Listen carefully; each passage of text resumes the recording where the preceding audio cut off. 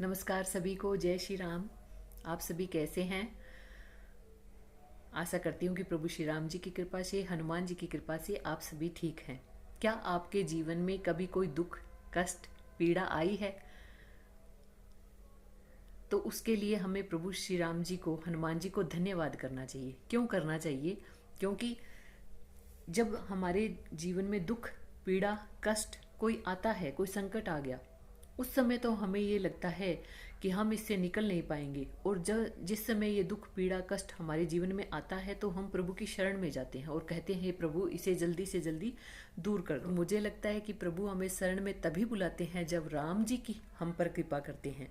यानी राम जी जब हम पर कृपा करते हैं तो हमें हनुमान जी मिलते हैं, और जब हनुमान जी हम पर कृपा करते हैं तो हमें राम जी मिलते हैं। क्योंकि हनुमान जी के बिना हमें राम जी नहीं मिल सकते। और जब तक राम जी कृपा न करे तब तक हनुमान जी जैसा भागवत हमें नहीं मिल सकता। तो प्रभु की जब कृपा होती है, यानी हमारा दुख, हमारी पीड़ा देख करके प्रभु श्री राम जी है वो हम पर दया करते हैं, फिर हमारे जीवन में ऐसे भक्त को, ऐसे साधु महात्मा को हमारे जीवन में भेजते हैं कि हम जब उनकी भक्ति करने लगते हैं, जैसे हनुमान जी है, उनकी शरण में जाते हैं, और उनकी शरण में जब जाते हैं तो वो हमें राम जी को पकड़ा देते हैं। तो जब भी हमारे जीवन में दुख या कष्ट आए तो हम प्रभु की शरण में जाकर विनती करते हैं, तो उस समय जो भक्ति हमारी बढ़ती जाती है, तो उस भक्ति करते करते कब हम उस भक्ति में लीन हो जाते हैं हमें पता ही नहीं चलता।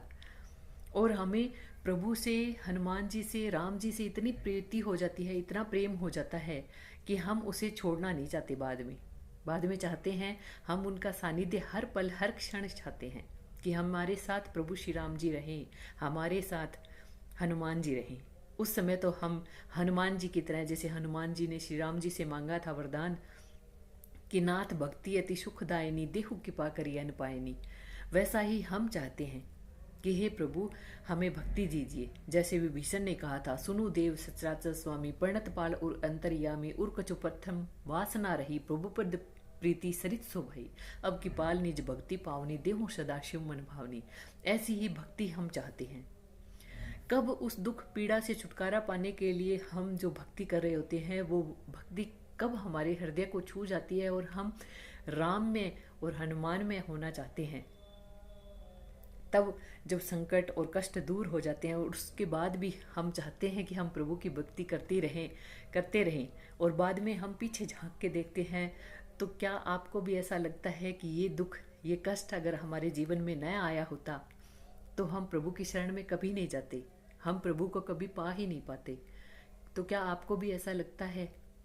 और लगता है तो मुझे कमेंट में ज़रूर बताएं, क्योंकि मुझे तो ऐसा लगता है। क्योंकि मेरे जब कमर में पेन हुआ था तो उस समय मैं हनुमान जी की शरण में गई थी, और उन्होंने जो राम नाम मुझे पकड़वाया, मैं उसे अब छोड़ना नहीं चाहती, किसी भी हालत में नहीं छोड़ना चाहती। और अब पीछे झांक के देखती हूँ तो मुझे लगता है कि प्रभु, अगर आपने मुझे वो कमर दर्द, वो पीड़ा ना दी होती तो मैं ना तो आपका सानिध्य पाती और ना ही राम जी का सानिध्य पा पाती।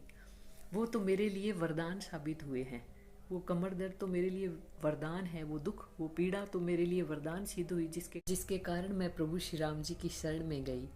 और मुझे लगता है कि जब आपका कोई दुख, कष्ट, पीड़ा दूर हो जाती है तो उसके बाद प्रभु को कभी मत छोड़िएगा, कभी मत छोड़िएगा। क्योंकि भक्ति में जो आनंद है ना, वो और किसी में नहीं है। और प्रभु साथ होते हैं, जब तीनों लोकों का स्वामी हमारे साथ है तो उसके अलावा हमें क्या चाहिए?